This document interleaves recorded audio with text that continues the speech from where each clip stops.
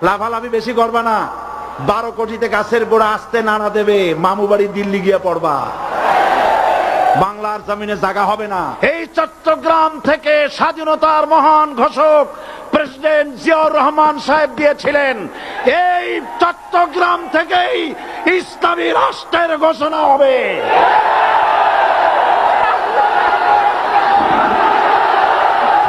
আমাকে যারা রাজাকার বলবে তারা পিতৃ পরিচয়হীন অবৈধ সন্তান। 1971 সনের শোনো মুসলমানেরা, বিড়ালের মতো 500 বছর বেঁচে থাকার কোনো লাভ নাই, সিংহের মতো 1 ঘন্টা বাঁচতে চাই। প্রধানমন্ত্রী সুদ্ধা অন্তত 3 শতাধিক পার্লামেন্টের সম্মানিত সদস্যরা সেদিন বসা। 1997 সনের বাজেট বক্তৃতা যখন আমি করতেছিলাম, ডক্টর কুদরতে খোদা, নাম রাখছে কুদরতে খোদা, আসলে গজবে খোদা। এ লোকটি নাস্তিক, ইসলামের চূড়ান্ত দুশমন। তার প্রণীত শিক্ষা ব্যবস্থার যখন সমালোচনা করছিলাম, ট্রেজারি বেঞ্চ থেকে আমাকে বলা হলো রাজাকার। আমি আমার সমস্ত শক্তি একত্রিত করে বলেছিলাম, শুধুমাত্র হিন্দুস্তানের রাজাকারেরাই আমাকে রাজাকার বলতে পারে।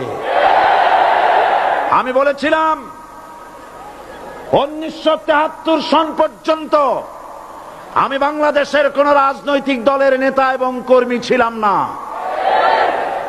আমি রাজাকার নই। আমাকে রাজাকার বলে যদি তাকেও প্রমাণ করতে না পারে, 10 কোটি টাকার মানহানি মামলা দায়ের করব। আমার এই বক্তব্য সারা দুনিয়া শুনেছে, পার্লামেন্টে আমার এই বক্তব্য রেকর্ড হয়ে আছে। সেদিন 3 শতাধিক পার্লামেন্ট মেম্বারের কেউ আমার চ্যালেঞ্জ গ্রহণ করেন নাই। যে কোনো ব্যক্তি পার্লামেন্টে গিয়ে আমার বক্তৃতা দেখে আসতে পারেন। এরপরে 1997 সনের 7 অক্টোবর দৈনিক জনকণ্ঠ পত্রিকা যখন আমার বিরুদ্ধে লিখলো, সেই পত্রিকায় সাইদির ওপেন চ্যালেঞ্জ 8ম পাতা, 1997 7 অক্টোবর, এত বড় 2 কলামে হেডিং।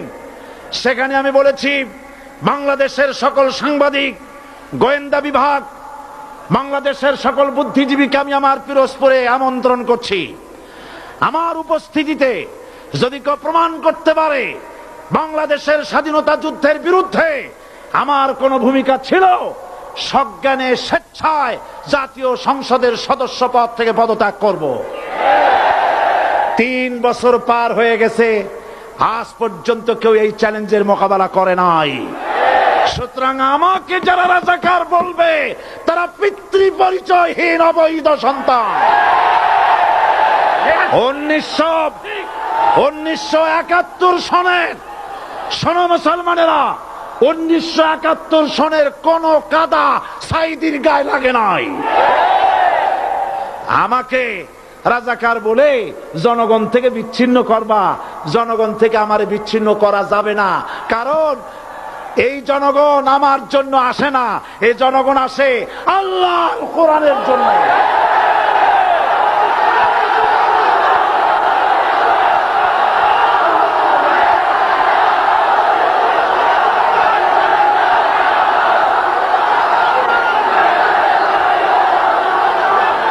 আজকে আর যারা ইসলামের কথা বলে, তারাই রাজাকার, তারাই মৌলবাদী। মৌলবাদী বললে আমরা অসন্তুষ্ট হই না, কারণ মৌলবাদী শব্দটা আসছে মূল থেকে। মৌল শব্দ এসেছে মূল থেকে। মূলবাদী তার মানে যারা মূলে আছে। মূল হলো কোরআন, মূল হলো হাদিস, মূল হলেন আল্লাহ, মূল হলেন আল্লাহ রসুল। আমরা আছি মূলে। এখন বলেন তো, মূলের শক্তি বেশি না আগার শক্তি বেশি? আমাদের যারা মৌলবাদী বলে ওরা হলো আগাবাদী। মূলে আছে কত কোটি? 12 কোটি। মূলে আছে কত কোটি? আর আমাদের যারা মৌলবাদী বলে, ওই থাকো গাছের আগায়, আমরা মূলে। লাফালাফি বেশি করবা না, 12 কোটিতে গাছের গোড়া আসতে নাড়া দেবে, মামু বাড়ি দিল্লি গিয়ে পড়বা, বাংলার জমিনে জায়গা হবে না। এ কথা বিশ্বাস করো। বাংলাদেশের মুসলমানদের শরীরে এক বিন্দু রক্ত থাকতে শয়তানের তৈরি করা ধর্ম নিরপেক্ষ মতবাদ বাংলার জমিনে কায়েম হতে দেওয়া হবে না, হবে না।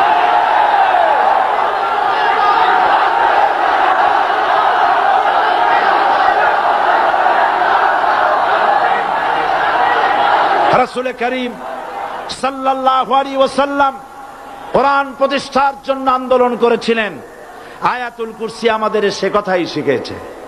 আল্লাহ রাব্বুল আলামিন বলেন, আল্লাহু লা ইলাহা ইল্লা হুয়াল হাইয়ুল কাইয়্যুম। প্রাণ খুলে পড়েন, আল্লাহু লা ইলাহা ইল্লা হুয়াল হাইয়ুল কাইয়্যুম। আল্লাহ হচ্ছেন তিনি যিনি ছাড়া কোনো ইলাহ নাই, আইনদাতা নাই, বিধানদাতা নাই। আমরা মানুষের তৈরি করা আইন মানি না। 12 কোটি মুসলমানের দেশে আইন তৈরি করবে মানুষ, আমরা মানব না।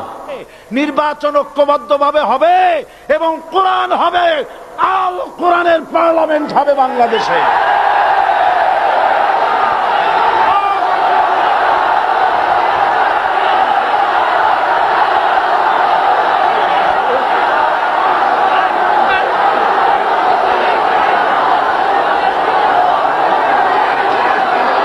চট্টগ্রাম থেকে স্বাধীনতার মহান ঘোষক প্রেসিডেন্ট জিয়াউর রহমান সাহেব দিয়েছিলেন। এই চট্টগ্রাম থেকেই ইসলামী রাষ্ট্রের ঘোষণা হবে।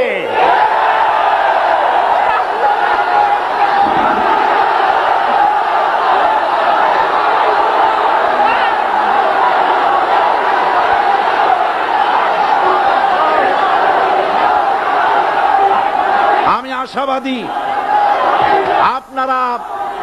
আপনারা অবশ্যই তা পারবেন। আমি 100% বিশ্বাস করি ইনশাআল্লাহ। কারণ যে ষড়যন্ত্রের মোকাবেলা করে স্থানীয় রাজনৈতিক দলের নেতৃবৃন্দ কোরআনের মাহফিল সিনায় এনেছেন, আমি প্রথম দিনই বলেছি চট্টগ্রাম তাফসিরুল কোরআন মাহফিল কোন রাজনৈতিক দলের প্রতিনিধিত্ব করে না। এটা কোন জামাত শিবিরের একক সম্পদ নয়। এটা চট্টগ্রামের মুসলমানদের কলিজার টুকরা তাফসীরের মাহফিল। সুতরাং 144 ধারা 288 হয়ে গেছে। ষড়যন্ত্র পায় পায় চলে গেছে। আমি ওই সব ছেলেদের বলি, সরকারি দলের ছাত্র হইয়া মুসলমানদের বিপক্ষে যাইও না। এদেশের ভাট আমাকে কথা বলতেই হবে ইনশাআল্লাহ। কারণ আগামীতে আবার আপনাদের সাথে দেখা হবে কিনা আমি জানি না। কথা বলতেই হবে। বসেন, কেউ দাঁড়িয়ে থাকবেন না।